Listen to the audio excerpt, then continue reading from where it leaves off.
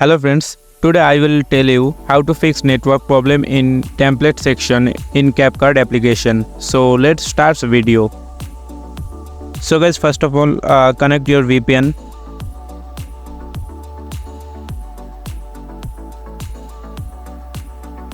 Okay, VPN connected. Then open your Capcut Pro application. Then you click template section. Now click on the search bar and search your template.